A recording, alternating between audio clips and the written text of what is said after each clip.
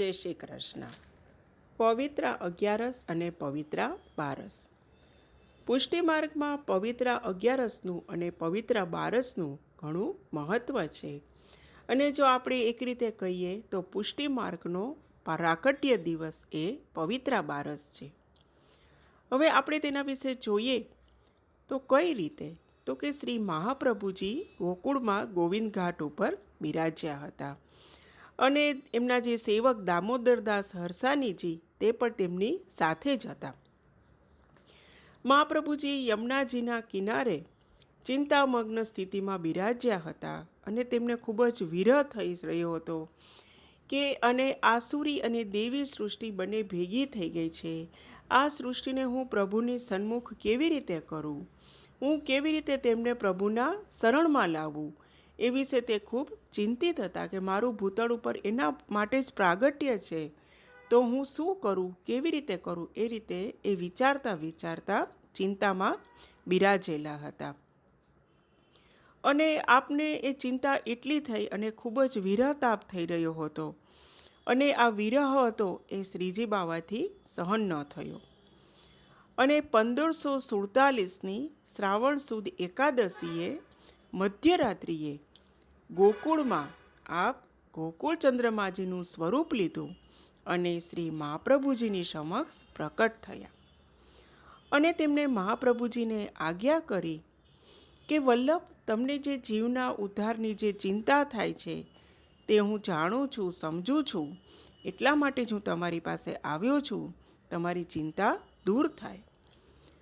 કે આ કલિયુગમાં છે દેવી જીવોનો ઉદ્ધાર કેવી રીતે કરવો, તો એના માટે સમજાવે છે કે કલિયુગમાં જ્ઞાન માર્ગ યોગથી કે એ જીવનો ઉદ્ધાર કરવો એ શક્ય નથી, પરંતુ જે જીવ શરણાગત થઈ અને મારા જે શરણમાં જે આવશે તેનો હું ચોક્કસ ઉદ્ધાર કરીશ. અને તે માટે આપ પુષ્ટિ જીવોને બ્રહ્મ સંબંધનું દાન કરાવો અને જે જીવને આપ બ્રહ્મ સંબંધ કરાવશો તે જીવનો હું ક્યારેય ત્યાગ નહીં કરું. અને આ પ્રમાણે પ્રભુએ આજ્ઞા કરી અને શ્રીજી બાવાએ શ્રી મહાપ્રભુજીને બ્રહ્મ સંબંધનો મંત્ર આપ્યો, જે આખો છે એ બધા આપણે જાણીએ છીએ કે પ્રભુને બધું સમર્પિત કરવાનું છે અને દાસ ભાવ થઈ અને આપણે રહેવાનું છે. અને છેલ્લે શું કહેવાનું છે કે હું દાસ છું, હે કૃષ્ણ હું તમારો છું. અને તે વખતે શ્રી મહાપ્રભુજી ખૂબ જ પ્રસન્ન થયા અને શ્રીજી બાવાને કેસરમાં રંગેલું સૂતરનું પવિત્રું ધરાવ્યું, સાથે સાથે મિશ્રીનો ભોગ પણ ધર્યો અને પ્રભુનું આવું સુંદર સ્વરૂપનું દર્શન કર્યું અને તેના મુખમાંથી મધુર એવી સ્તુતિ મધુરાષ્ટકમ સરી પડી, અધરમ મધુરમ વદનમ મધુરમ.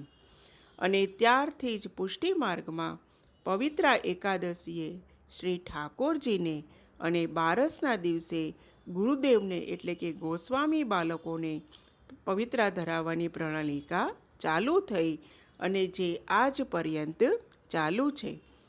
શ્રી મહાપ્રભુજીએ સૌ પ્રથમ બ્રહ્મ સંબંધ દામોદરદાસ હરસાનીજીને પવિત્ર 12ના દિવસે આપ્યું હતું અને દામોદરદાસજીએ શ્રી મહાપ્રભુજીને પવિત્રું ધરાવ્યું હતું અને મિશ્રીનો ભોગ ધર્યો હતો.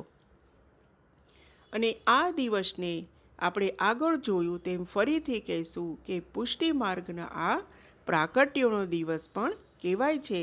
અને જો આપણે બીજી રીતે જોઈએ તો પુષ્ટિ માર્ગની ગુરુ પૂર્ણિમા પણ કહેવામાં આવે છે. પવિત્રા પહેરત ગિરિધરન લાલ, પવિત્રા પહેરત ગિરિધરન લાલ. હવે જે કેસરી રંગ શા માટે, તો કે કેસરી રંગ છે એ સ્વામિનીજીના રંગનું પ્રતીક છે. એટલે શ્રી સ્વામિનીજીના ભાવથી શ્રી ઠાકોરજીને તે અંગીકાર કરાવવામાં આવે છે. અને પવિત્રા એનું નામ શું કામ છે, તો કે પ્રેમ જેવી કોઈ બીજી વસ્તુ નથી, એટલે જ એ છે પવિત્રા.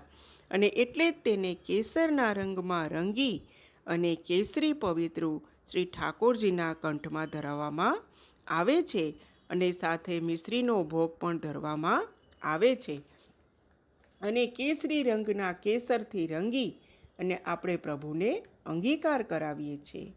હવે આપણે જે મિશ્રી ધરાવીએ છીએ તેનો શું ભાવ છે? તો કે જે મિશ્રી છે એ યમુનાજીનો ભાવ છે અને મિશ્રી કેવી છે? મધુર છે. અને મિશ્રી મધુર હોવાથી લેનારના હૃદયમાં પણ મધુરતા લાવે છે. બારસના દિવસે આપણે ગુરુદેવને પણ પવિત્ર ધરાવીએ છીએ અને વૈષ્ણવો એકબીજાને મિશ્રી લેવડાવે છે. પવિત્રા છે તે સૂતરના પણ ધરાય છે, એ ઉપરાંત રેશમી પણ ધરાવી શકાય છે. રેશમ છે એ પણ હૃદયની કોમળતાનું સ્વરૂપ છે. 360 તારનું એ પવિત્ર બને છે. હવે આપણે જ્યારે ઠાકોરજીને પવિત્ર ધરાવીએ છીએ ત્યારે આપણા જે હૃદયમાં રહેલા જે કોમળ અને જે પવિત્ર ભાવો છે એ આપણે શ્રી ઠાકોરજીને અર્પણ કરીએ છીએ. અને આપણે શું પ્રભુને વિનંતી કરીએ છીએ કે અમારા 360 દિવસની તમામ જે ભાવાત્મક સેવાઓ છે તે પવિત્રના સ્વરૂપે આપ પ્રેમથી અંગીકાર કરો એવી આપણે વિનંતી કરીએ છીએ. અને આપણે બારસના દિવસે ગુરુદેવને અને શ્રી વલ્લભકુળને પણ પવિત્રા અર્પણ કરીએ છીએ. અને વૈષ્ણવોએ પ્રતિવર્ષ પ્રભુને પવિત્રા જરૂર ધરાવવા જોઈએ. અને પવિત્રા એકાદશીએ પ્રભુ જે ભક્તોના વિવિધ પ્રકારના બધા વૈષ્ણવો હવેલીમાં પવિત્રાઓ પધરાવે છે અને પ્રભુ તે પવિત્રા સ્વીકારી ભક્તને ભક્તિનું દાન કરે છે. અને તે દિવસે તો પીછવાઈમાં, બિછાનામાં, હિંડોળાની ઝૂલમાં દરેક જગ્યાએ પ્રભુને પવિત્રા ધરાવવામાં આવે છે. તેનો ભાવ એ છે કે વ્રજ ભક્તો દસેય દિશામાં ભેગા થઈ સેવાના દર્શન કરી રહ્યા છે. ગુરુદેવને પણ પવિત્રા ધરી દંડવત કરી આપણે ધન્ય બનીએ છીએ. પવિત્રા પહેરન કો દિન આયો, પવિત્રા પહેરન કો દિન આયો. અને અંતમાં શ્રી મહાપ્રભુજીના આ પ્રગટાવેલા માર્ગને આપણે કોટી કોટી વંદન કરીએ. જય શ્રી કૃષ્ણ. શ્રી વલ્લભાધીશ કી જય.